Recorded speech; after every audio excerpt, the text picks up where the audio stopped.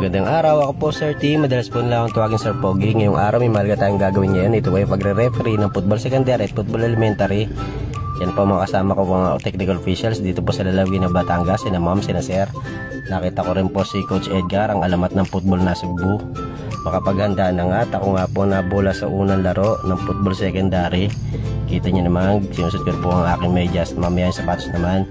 Yan po ang unang laro na aking pinitukan. Pagkatapos po niyan ay kumain po muna ako at nakita ko po si Reggie nagpakain na naman mula ground preparation hanggang tournament proper.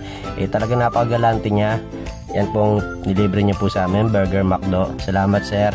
Pagkatapos po pumito, ako po yung nagpunta sa basketball elementary dahil may laro ang aming school. Nakita ko po ang napakahusay na principal na nakilala ko at ngayon supervisor ay si Sir Abel. Pagkagaling po niyan. At pagkatapos po niyan, papakita ko po sa inyo ang coach ng aming team. Yan po si Sir Landro.